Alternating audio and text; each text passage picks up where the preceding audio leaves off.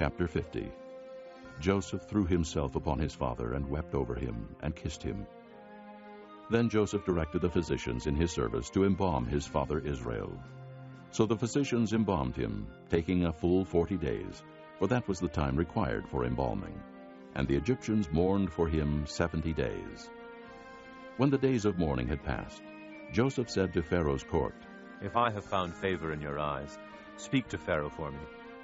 Tell him, my father made me swear an oath and said, 'I am about to die. Bury me in the tomb I dug for myself in the land of Canaan. Now let me go up and bury my father, then I will return.'" Pharaoh said, "Go up and bury your father, as he made you swear to do." So Joseph went up to bury his father.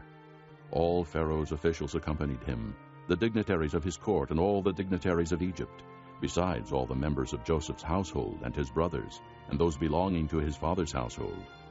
Only their children and their flocks and herds were left in Goshen. Chariots and horsemen also went up with him. It was a very large company. When they reached the threshing floor of Atad, near the Jordan, they lamented loudly and bitterly, and there Joseph observed a 7-day period of mourning for his father. When the Canaanites who lived there saw the mourning at the threshing floor of Atad, they said, "The Egyptians are holding a solemn ceremony of mourning." That is why that place near the Jordan is called Abel Mizraim. So Jacob's sons did as he had commanded them. They carried him to the land of Canaan and buried him in the cave in the field of Machpelah near Mamre, which Abraham had bought as a burial place from Ephron the Hittite, along with the field. After burying his father, Joseph returned to Egypt, together with his brothers and all the others who had gone with him to bury his father. When Joseph's brothers saw that their father was dead, they said, "What if Joseph holds a grudge against us and pays us back for all the wrongs we did to him?" So they sent word to Joseph, saying, "Your father left these instructions before he died. This is what you are to say to Joseph.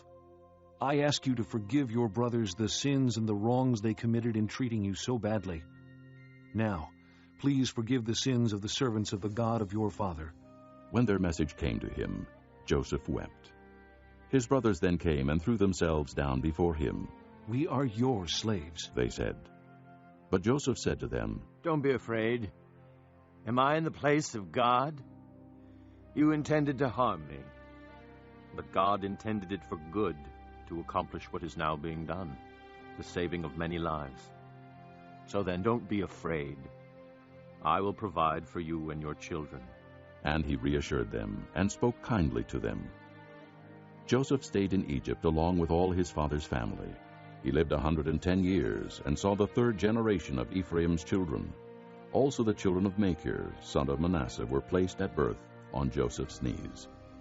Then Joseph said to his brothers, "I am about to die, but God will surely come to your aid and take you up out of this land, to the land he promised on oath to Abraham, Isaac, and Jacob."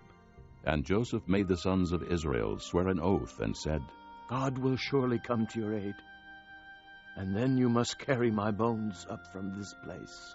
So Joseph died at the age of 110, and after they embalmed him, he was placed in a coffin in Egypt.